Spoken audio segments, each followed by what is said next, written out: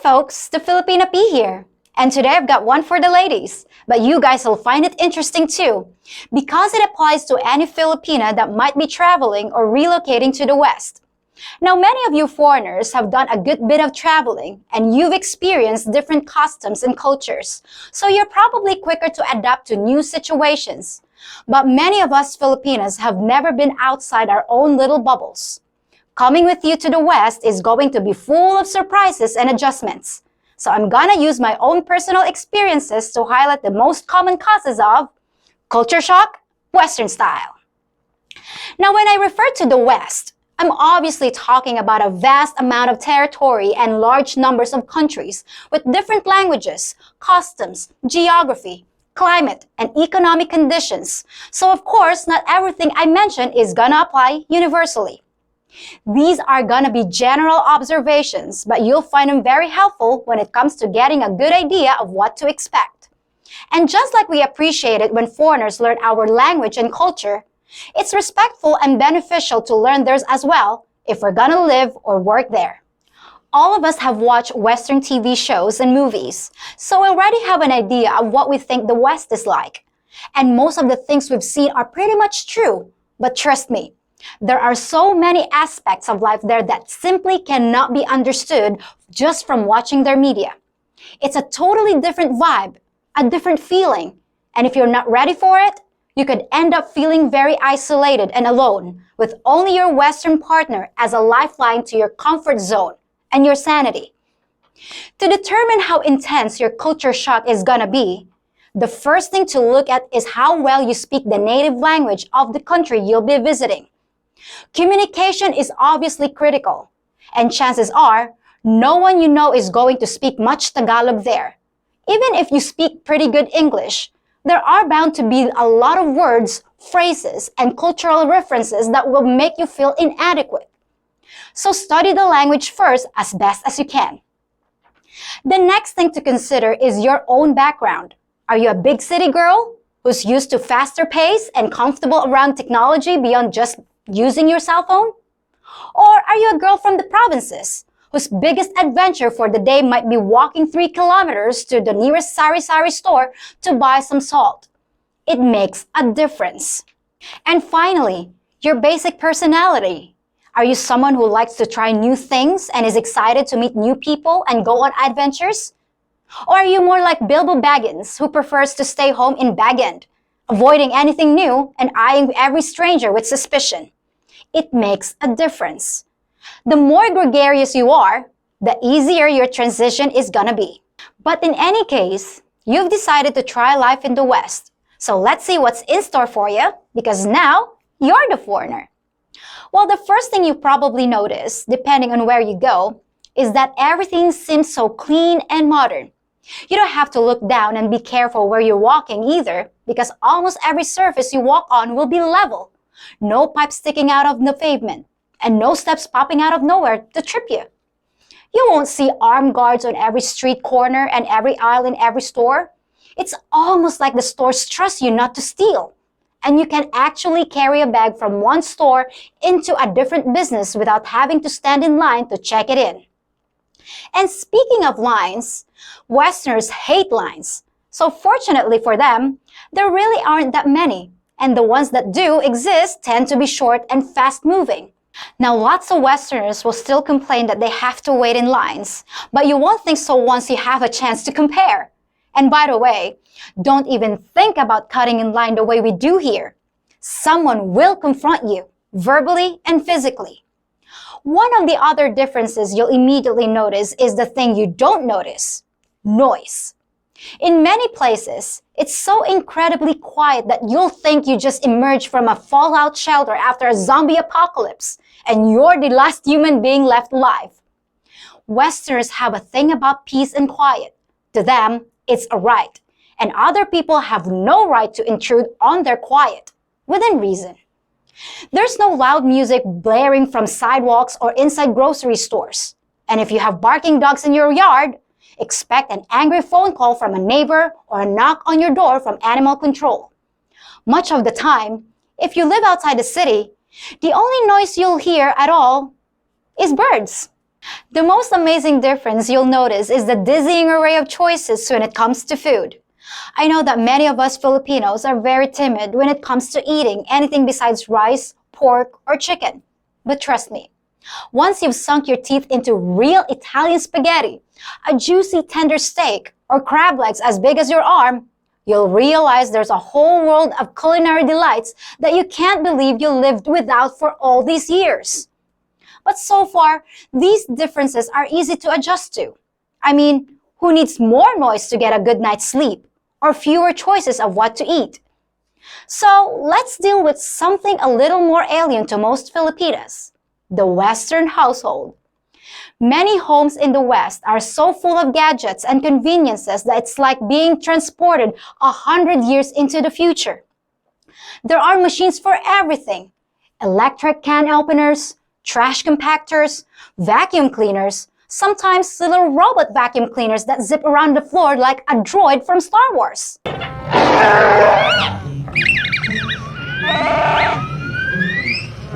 I was even in one home that seemed to be completely controlled by a black cylinder with an irritatingly sexy female voice, and she called herself Alexa.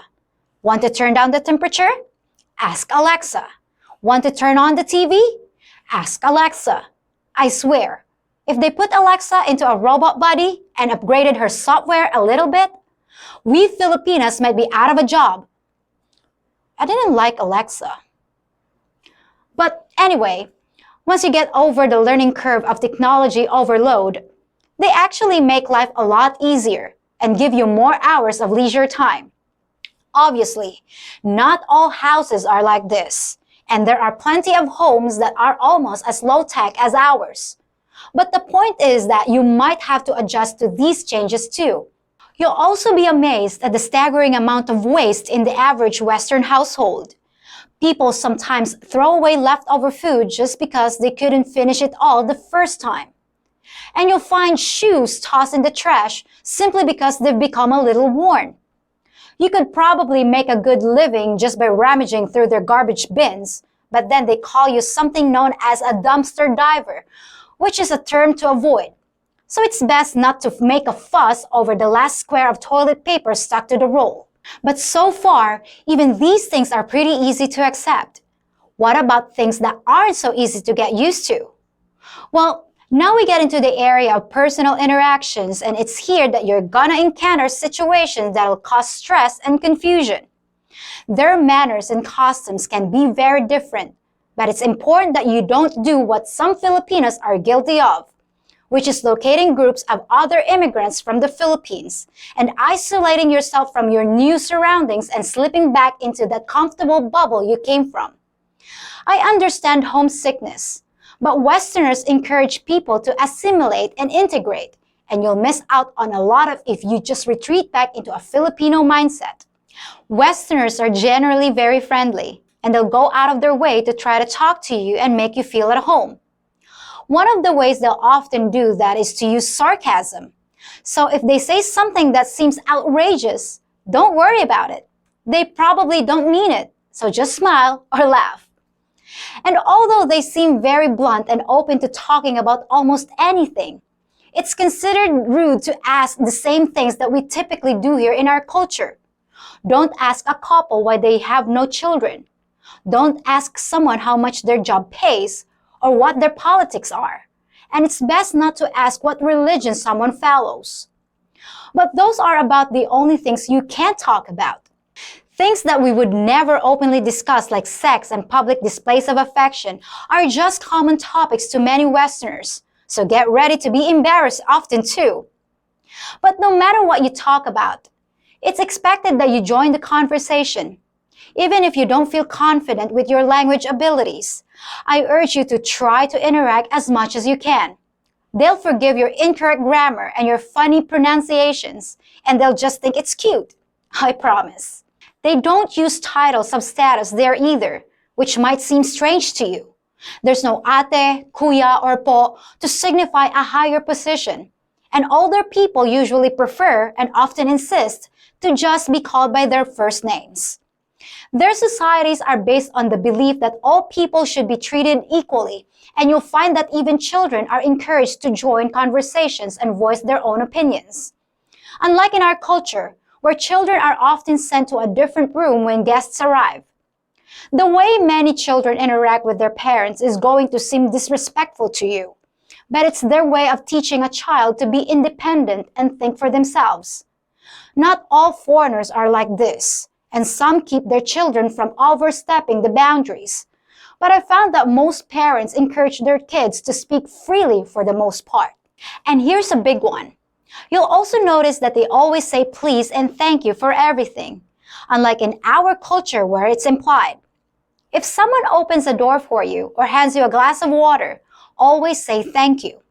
It's considered very rude to give a Westerner a blank look after they give you a compliment or lend you some money. Speaking of which, the term borrow or lend means exactly that. And if you borrow anything, you're actually expected to return it or pay it back.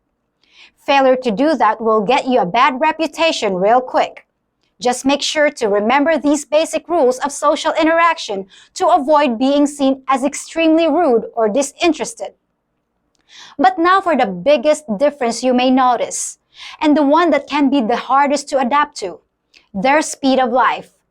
Generally speaking, Westerners work hard and play hard, and they don't easily tolerate incompetence or laziness. This can be very intimidating when you come from a more relaxed society like ours. But trust me, there is no such thing as Filipino time there. If you tell someone you'll meet them at 2:30, you better be there no later than 2:45 or they'll probably be gone and you'll look unreliable in the future. To them, time is money. And if you waste their time, you're wasting their resources. If you tell a Filipino that he has to sit in a chair for 3 hours at the phone company to discuss a bill, he'll just shrug his shoulders and take a seat. Tell that same thing to a Westerner, and he'll look at you like you've lost your freaking mind. Almost everything is done online there with the click of a button or a phone call. And if you force them to waste their time by waiting for you too long, you'll get a bad reaction. So it's important to actually organize your day, plan a schedule, and get things done. You're probably gonna feel that the world is zooming past you while you're standing still. And it can make you feel like you're having that dream where you walk into class and realize that you forgot to study for the big test that the teacher's handing out. It's a really uncomfortable feeling. I know, I've been there. But just in case this is starting to sound scary and intimidating, there's a bright side too. Without doing anything different, you're gonna be seen as the most patient person the Westerners have ever met. And they will marvel at your ability to remain calm and not get upset or complain when some unexpected frustration occurs.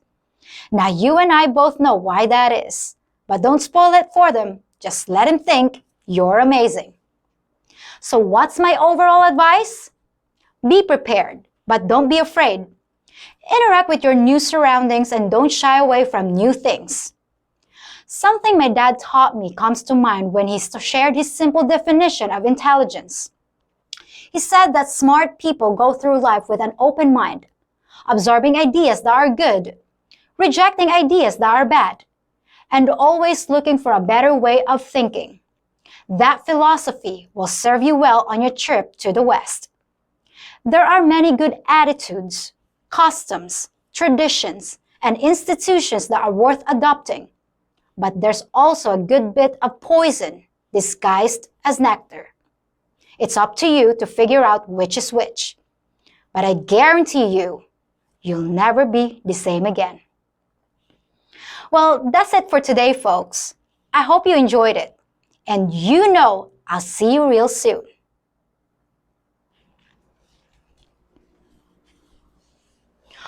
What the hell?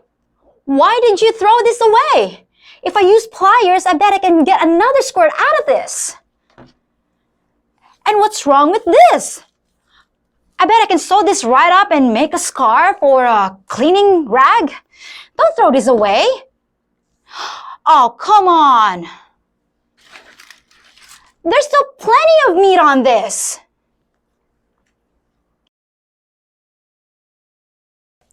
Now it can be thrown away.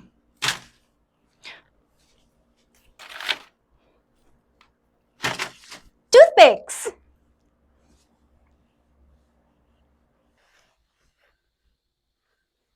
Just one last thing before you go. If you think about it, I'm kind of like your bartender, listening to your comments and questions, giving you advice when I can, and brewing up some intoxicating content for your enjoyment. The only thing I ask in return is a small tip in the form of a thumbs up on this video, subscribing to my channel, sharing this video with friends, and hitting the notification bell so you know when your next round has been poured. I promise, it'll only take 10 seconds to do, and your tip will make my day. You wouldn't want to shaft your bartender, would you? And for last call, why not enjoy some of my other videos too? See you real soon!